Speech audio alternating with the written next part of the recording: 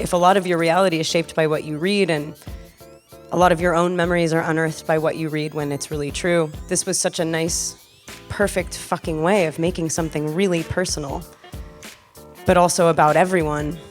And so it's like a biopic if you think of it in terms of memoir, but it's also just like about writing. It's definitely about taking something and breaking it and then putting it back together and finding like a sort of Frankenstein version of something that's now saying something different. And the kind of like evergreen of that is so dope.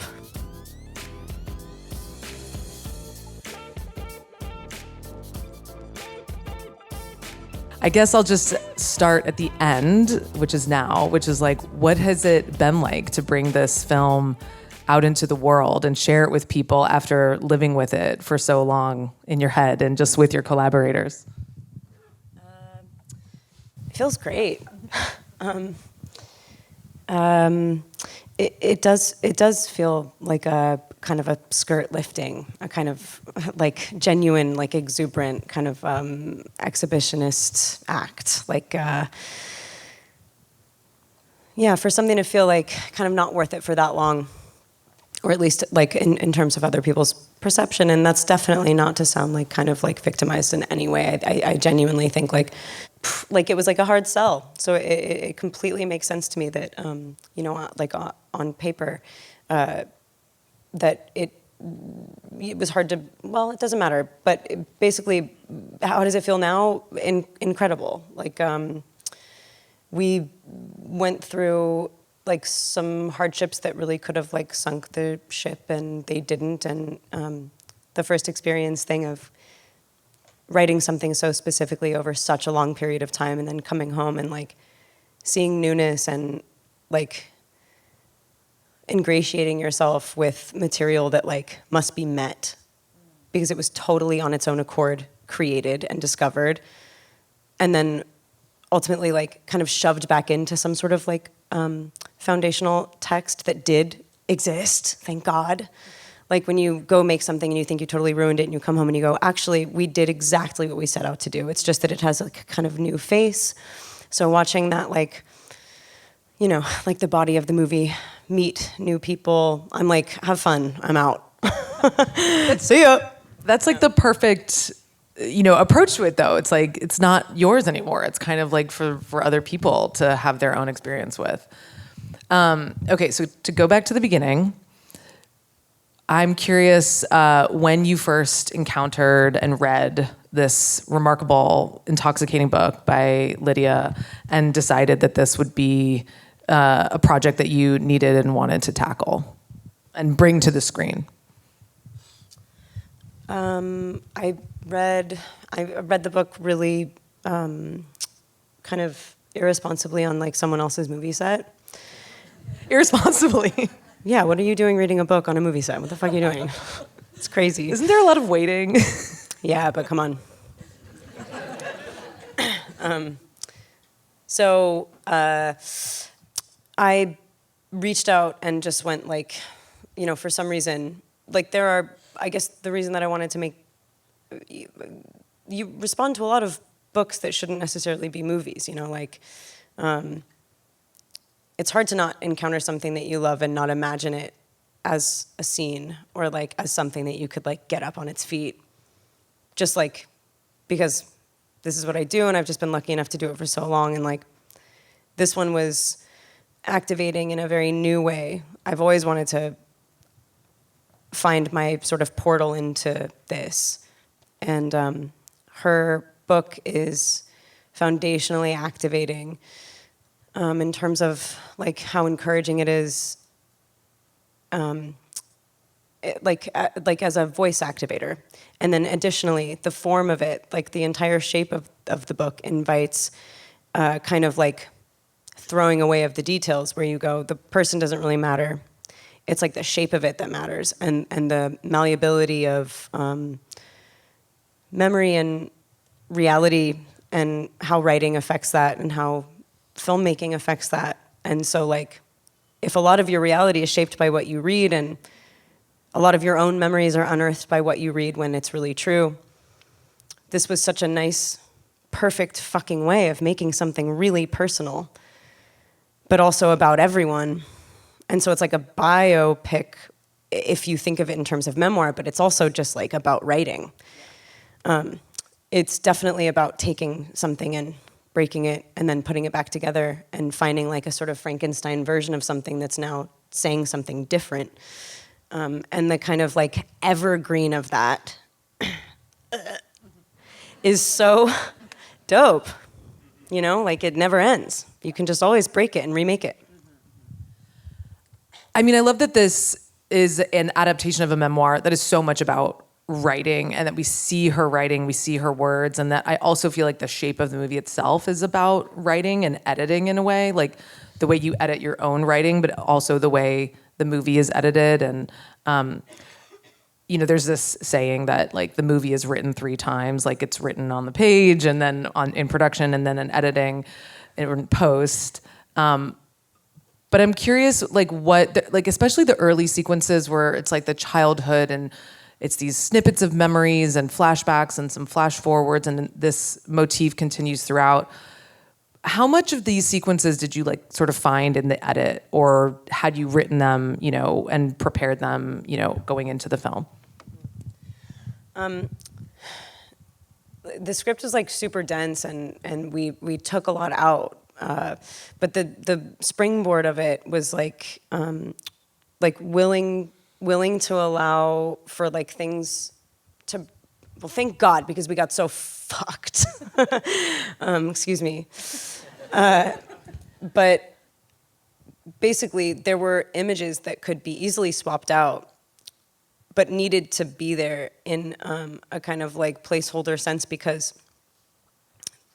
it's better if a movie can like live, or at least for this particular movie, it was better that it could have kind of its own experience and create its own memories, because what ended up happening was like some things were super like precisely accomplished and not lost, and I didn't shipwreck them, but other things did get lost.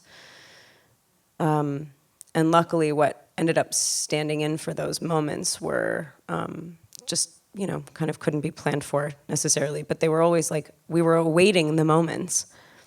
I knew that it needed to be broken in this way. And also that time had to feel sort of continuous. If anyone, and look, maybe it doesn't work for everyone, but the goal was like to go, if anyone's wondering where they are at any given moment, then I've kind of failed, you know. It's like, it doesn't matter. It's like when you recall things, there are striking images. There might be some words that you ascribe to those images, but they're personal and they might be like a little broken, maybe sometimes quite leading. Like it was always like, the plan was for exploration to fill in the blanks of maybe triteness or kind of like overtly planned things, but they were always planned for. It was like the way that we cut it, it was always like, we must, you know, we like turn the blender on fucking high. Yeah. Well, it felt like when you're doing your own writing, where you're like constantly editing and like, I could move this sentence here and this could come here, and how do I foreshadow? Rewriting. Yeah, rewriting. Reiterating. Yeah, the whole thing is like, maybe I remember that in this way, but then I remember it in 15 other ways that are not disingenuous. And it's cool to see this person. I just cut you off. No, please. We're here to listen to you, not me. Not me. No. It's cool to see this person correct herself and sort of question herself, and question also like the validity of what something true really means, when really like the more important thing is like where you put it in your body. I have a very specific question, which is kind of just because I'm curious about it, but there's a couple times in a couple different scenes where like the color changes and it's in the edit, when she's doing the reading, and then when she's having a conversation with, I think it's the second boyfriend, but the guy. Yeah. Second guy. But that almost feels like, is it what really happened and then how she remembers it, or like what's going on there? Oh, that's so cool, because like, yeah, we've delivered DCPs to festivals and everyone's always like, oh my gosh, something's wrong. You fucked up.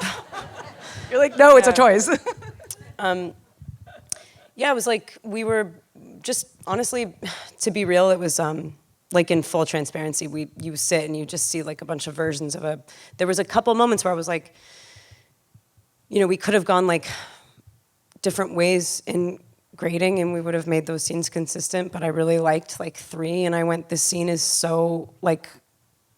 It's 3 different scenes, and so we might as well just use them, and it started informing like it like really bolstered the edit. Like I was like, oh man, and now we have a reason to. And then it also like we went back and forth in sound. Like we colored and sound we sound designed and colored this movie in like 2 weeks before we went to Cannes, and then I came back. Luckily, like I had like time to finish the movie. But those things like were OG choices that we just went, phew. Like I just think it might be better to just keep those really dissonant and different. And like it just feels like all of a sudden she's like a different person in those moments where it's like she just gets to come from different places in time, and like it just their color. It's like memories are colored differently. So it's cool that you didn't think it was a mistake, because it wasn't.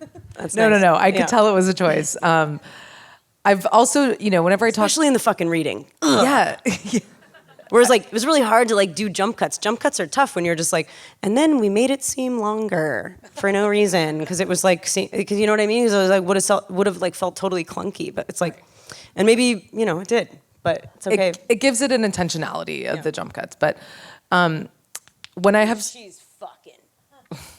well, I wanted to talk about Imogen, which is, a lot of times directors, I'll say, how'd you work with your actor? And they say, the best thing is to just pick the right person.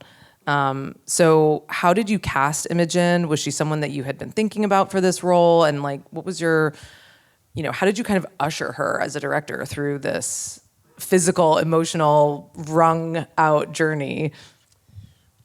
She was just like in the perfect place in her life. Like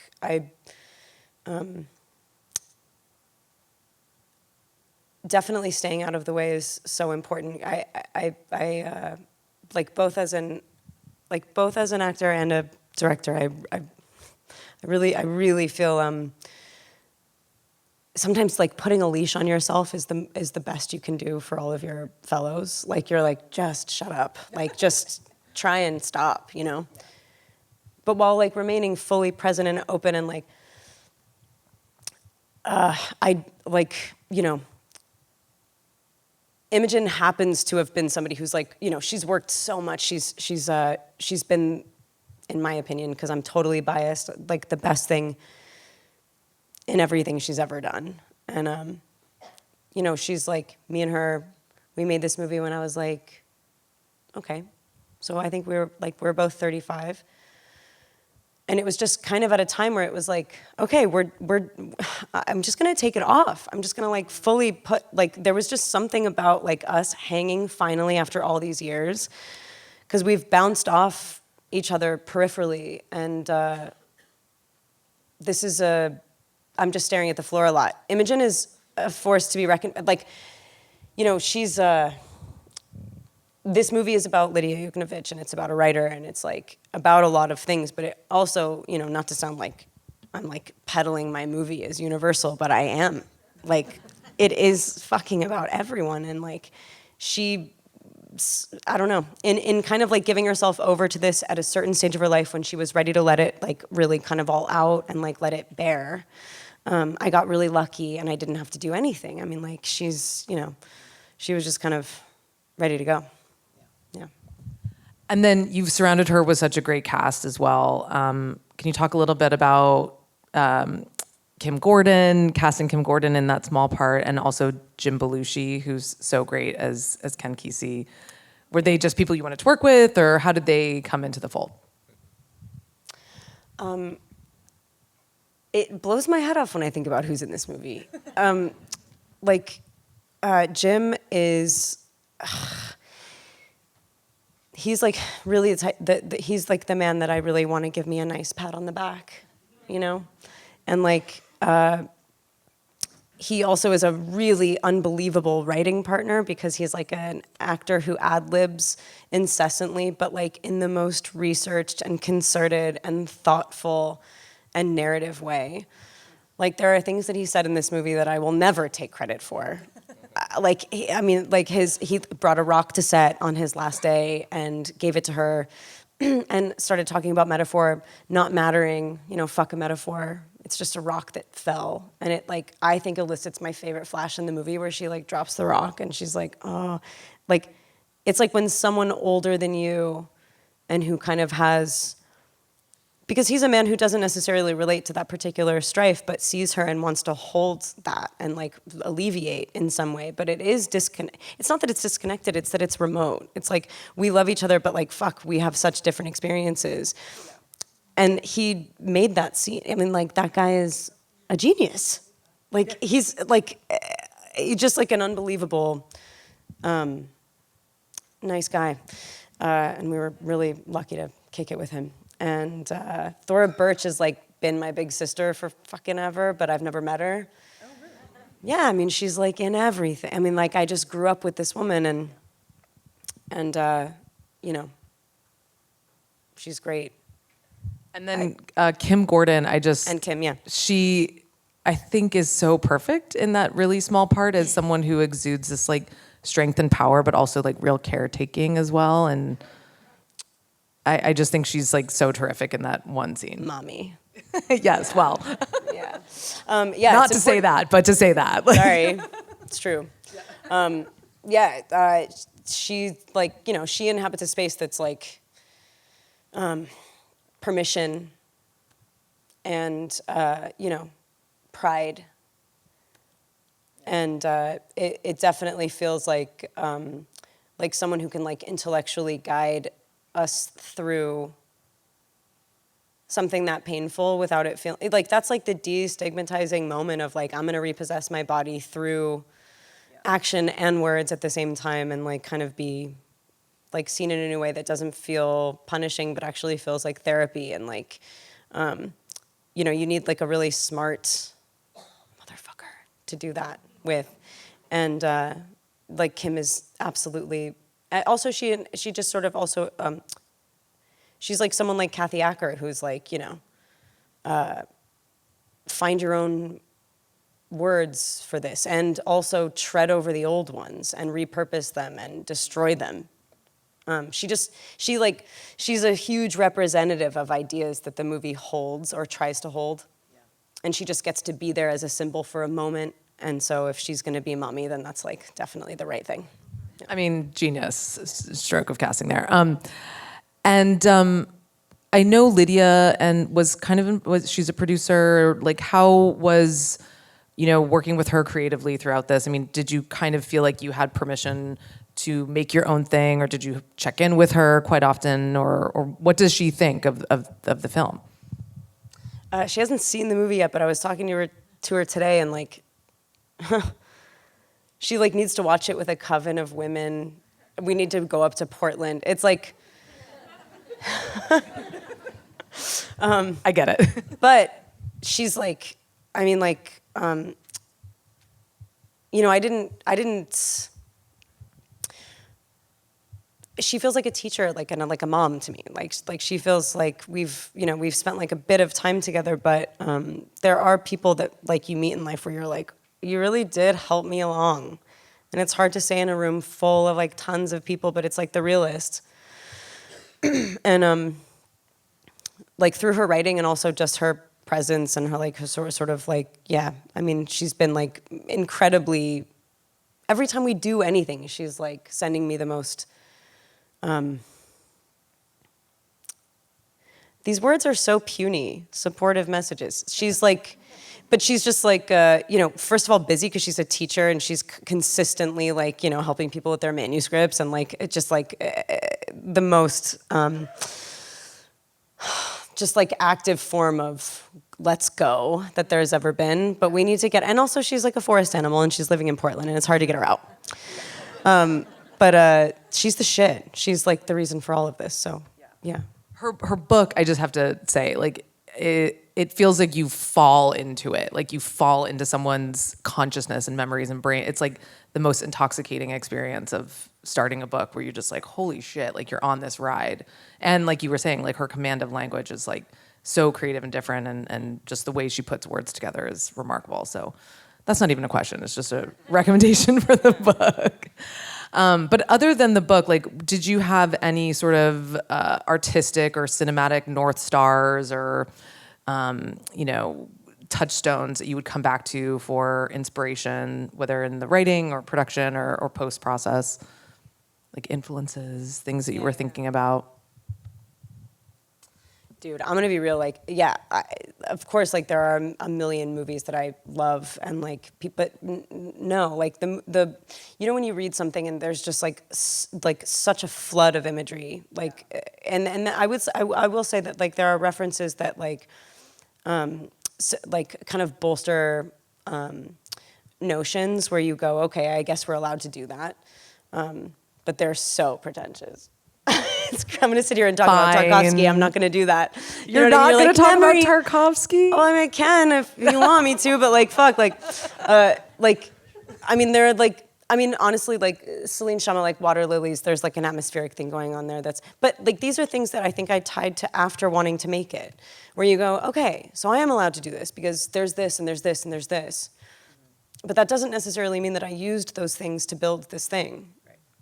Well, I do think this film feels very like unique and of its own rhythm and syntax and expression. Like, obviously, we're, cinema is in a lineage and it's in a family and all this stuff, but this feels so marching to the beat of its own drum, to use like that kind of cliche.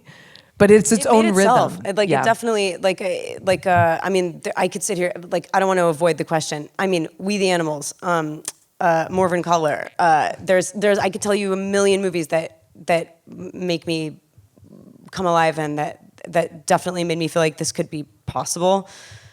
But any movie that like, it either like has to be or it doesn't have to be, and like, love it or hate it. Like there are just some movies where you're like, well, that had to do its thing, and like, this is one of those movies. This is a crazy answer to find yourself in the middle of. Well, no, it is. It's sort of like the long gestation of it, so to speak, because I know it took years for you to get this made, and I do think that it is like, it's almost like it had to be made because you stuck with it for so long and you were so determined to like get it out into the world, and you did. And so it's like sometimes maybe you were just channeling it. Well, I was really lucky to make it, and there were a lot of movies that like led the way. But when I think about like the things that actually like put me here, it wasn't that I saw a bunch of other movies. It was like, everything makes us who the fuck we are. Like, of course, like the path to being able to make a film is always, as everyone here probably completely understands from the inside out, is like, you can make a movie about every movie. Yeah. And that's not to diminish, like, oh, it just happened. It, like, you worked very hard to make it happen and to make it come into the world. So stamped my little feet. Yes. Well, thank you so much for being here, and thank you all for being here and for talking about the film. Thank you so much for coming tonight. Seriously. Thank you so much.